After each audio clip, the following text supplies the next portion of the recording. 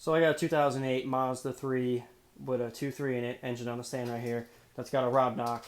I am swapping in a 2.5 from a newer Mazda. I'm going to show you guys what you need to do, how to do it, what parts need to be transferred over in a couple different ways, how you can do it.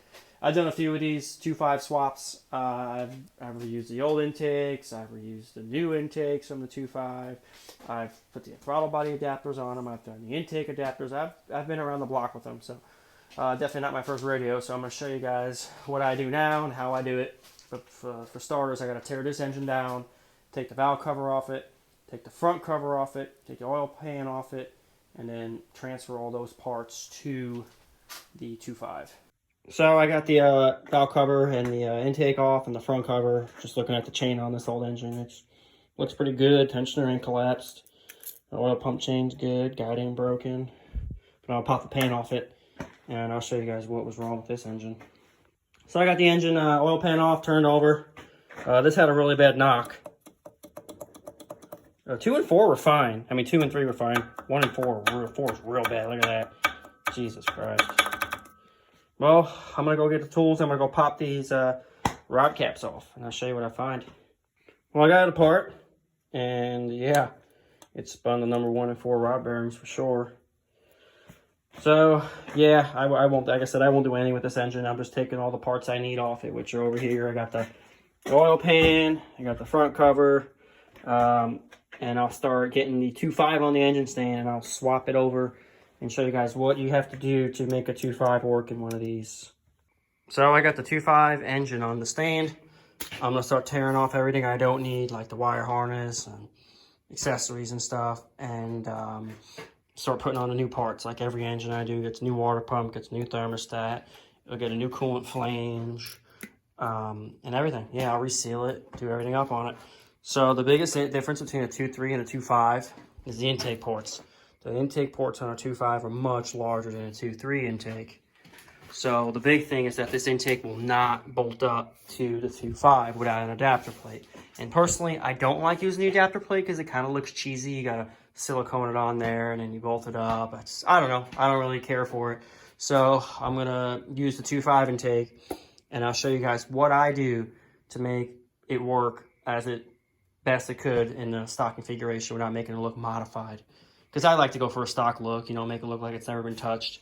So that's usually what I aim for, and I'll show you guys exactly what you need to do if you're doing a 2.5 swap. So I got the 2.5, it's on the stand. I got it flipped upside down. I got the front cover off, and I got the oil pan off. I got the pickup tube off. I'm going to swap them out. Here's just a tip when you're doing engines. Anytime you do stuff like this, even on this engine, I have to change the pickup tube because it's different between the 2.5 and the 2.3. They look very similar, and I'll show you here in a second, but they're different. Always, always, always change your oil pump O-ring. Even if you're just doing a simple swap, whenever you're in here, just get in the habit of changing that pickup tube O-ring because it can save you or someone a massive headache down the road. Anyway, so I got the oil pan all cleaned up here. This is the pickup tube I'm going to be using. And here's the 2.5 intake tube. It's different. It looks very similar, but it's different. It actually sits higher. So I'm going to swap this tube over. So I'll reseal the oil pan and then start getting the front cover on and everything. And then I'll show you guys what I do as far as everything else after I get the long block assembled, essentially. So I got the 2.5 long block pretty much done. I got the front cover on it. I got the oil pan on. It's all sealed up. Got a new water pump on it, new thermostat, new coolant outlet. So every engine I do gets new water pumps, thermostats, coolant outlets. I replaced most of that stuff, so it's not an issue leaking for me down the line or for the next person. So the next thing I have to do, and I'm going to show you guys how I do it, I have to take off the runner valve, tuner valve. I have to swap this one out and put on the 2.3 tuner valve. So I'll show you guys how I do that. That's the only thing I really have to modify on the swap. Everything else I just reuse from the 2.5. Well, obviously besides like the oil pan and that stuff I have to swap, but I try to make it as plug and play as possible so you really can't tell it's been done. I even use the 2.5 injectors.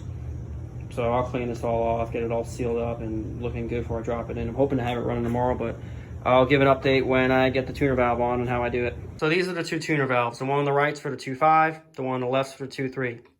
I have to use the 2.3 one. So the first thing you have to do is, this one has two holes drilled out. The 2.3 one hole is solid.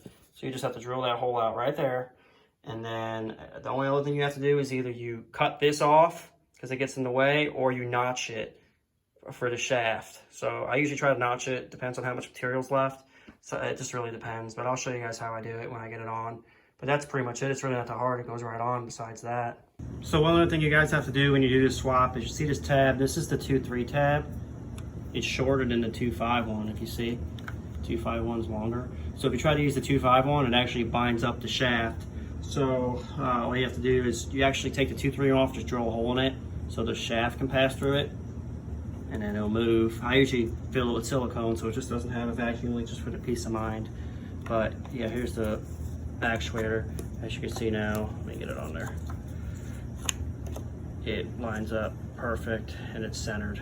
So it's not cockeyed or anything, it rides perfectly. So I'm gonna bolt it up and I'll vacuum check it and show you guys how I do that. Make sure it works all good. So I got my vacuum gauge connected. I'm gonna pump it up. It moves nice and easy, doesn't bind.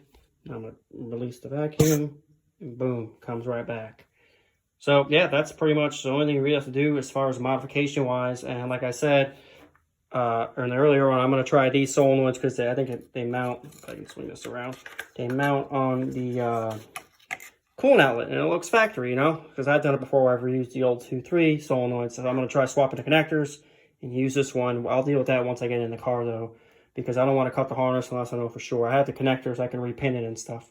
But yeah, that's not a big deal at all. So right now I'm going to focus on getting the engine back in the car, getting it hooked up, and I'll make a part 2 once I get it in there, once it's running and everything, and showing you all that.